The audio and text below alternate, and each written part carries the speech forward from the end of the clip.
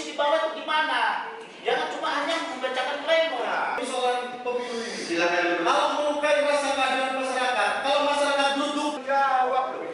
Kalau ketua nggak bisa jawab, ngomong aja. Saya mohon maaf. Kita geruduk paling tidak minimal 3.000 massa ke KPU ini. Caleg PKB protes saat pleno KPU Lampung Tengah, sebut kecurangan TSM. Pleno terbuka rekapitulasi suara pemilu 2024 di Lampung Tengah diwarnai aksi protes. Sejumlah saksi spontan mengacungkan tangan sesaat setelah KPU Lampung Tengah membacakan tata tertib pleno.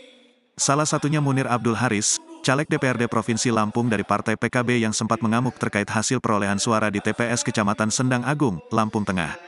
Munir kembali meluapkan rasa kecewa tentang kasus dugaan pelanggaran pemilu yang dialaminya.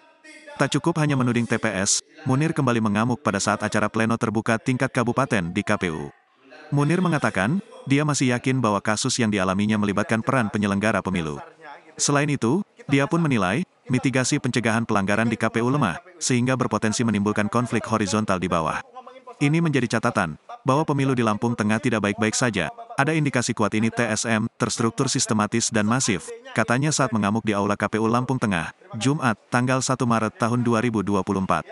Munir pun berjanji di kantor KPU Lampung Tengah, akan geruduk KPU jika dugaan penggelembungan suara terbukti terjadi di tempat lain. Dia menyebut, pihaknya sudah menyiagakan 3.000 massa untuk aksi tersebut. Sebab, katanya, kondusivitas yang seharusnya dijaga, justru tidak diterapkan oleh penyelenggara pemilu.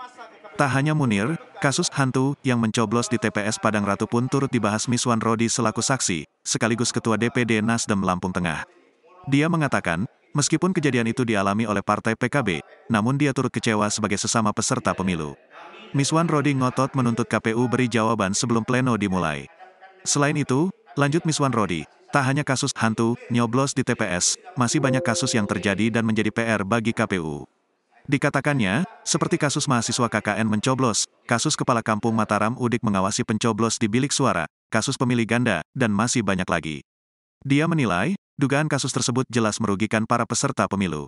Kemudian, saksi dari Partai PDIP Kadek Joko pun turut ngotot di ruang sidang pleno KPU. Dia mengatakan, dia menuntut KPU harus memberikan penjelasan tentang permasalahan yang ada selama pemilu. Sebab, katanya, bahwa harus ada kepastian dan komitmen evaluasi di KPU sebelum pleno dimulai. Pantauan tribunlampung.co.id di ruang pleno, aksi protes tersebut berlangsung hingga pukul 16 waktu Indonesia Barat.